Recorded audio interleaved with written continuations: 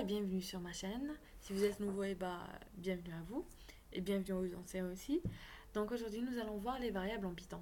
Donc précédemment, nous avons vu comment utiliser l'interpréteur de commande. Si vous n'avez pas vu ces vidéos, je vous les mettrai en barre d'infos. Et puis, nous avons vu aussi quelques fonctions prédéfinies en Python, comme la fonction int, str, print et aussi la fonction input qui vous permet d'interagir avec l'utilisateur. Donc aujourd'hui, nous allons voir les variables.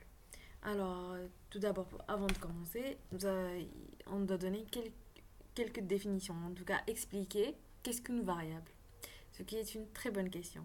Donc pour ce faire, je vais vous demander d'imaginer une boîte. Par exemple, une boîte de gâteaux, une boîte à cookies, où vous mettez toutes les cookies dedans. Donc en gros, cette boîte vous permet de stocker les cookies. Et les variables, c'est pareil. Une variable, ça sert à stocker des données.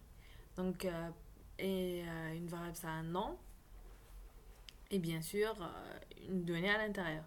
Alors, nous allons accéder à l'interpréteur de commande et nous allons voir ça tout de suite. Donc, une variable, ça a un nom, comme je vous l'ai dit, ça peut être un x qui reçoit, par exemple, la valeur 4. Donc, si je fais 4 puis entrée, x puis entrée, on voit bien que x contient 4. Donc, voilà. Le nom d'une variable ne commence jamais par un chiffre. Donc, on ne peut pas avoir, par exemple, 1, 2, 2, puis une suite de caractères. Donc, ça, c'est faux. La preuve, si je fais égal à 6, on voit bien que il nous renvoie une erreur. Après, une variable, ça commence toujours par une lettre. Comme je vous ai dit, ça peut contenir un tiré de 8, un underscore. Donc, je peux avoir mon âge. Ou encore, et je vous invite je vous conseille vivement à adopter ce genre de syntaxe. Parce qu'après, quand vous ferez d'autres programmes, des programmes bien plus très avancés, etc., vous devriez vous situer dans votre programme. Et donc, si vous donnez par exemple des variables du genre, je sais pas, de ce genre, j'ai HTI ou je sais pas quoi, et ça contient une certaine valeur. Donc sur le coup, vous allez vous en rappeler, mais bien après relecture du programme, quelques jours plus tard, vous en aurez aucune idée de ce que vous avez stocké à l'intérieur. Donc pour ça, il vaut mieux adopter une convention.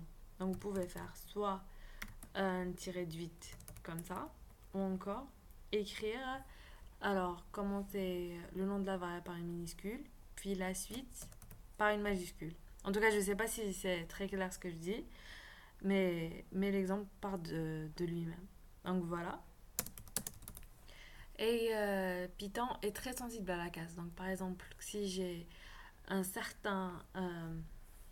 si j'ai par exemple une variable en minuscule et une variable en majuscule, c'est pas pareil du tout. Donc si j'ai âge en minuscule qui est égal à 8, et si j'ai grand âge ou grand âge avec un A majuscule ou âge, en tout cas voilà, c'est différent. S'il y a une lettre qui diffère, une est en minuscule, l'autre en majuscule ou autre, ça fait des variables complètement différentes. Et puis voilà pour pour ce court tutoriel sur les variables. J'espère qu'il vous a plu. En tout cas, aidé, même si c'est juste un peu. Et puis moi, je vous retrouve bientôt pour une nouvelle vidéo. Et n'oubliez pas de la liker et de vous abonner si ça vous a plu. Et commentez si vous avez des questions. Alors voilà, sur ce, je vous retrouve bientôt pour une nouvelle vidéo.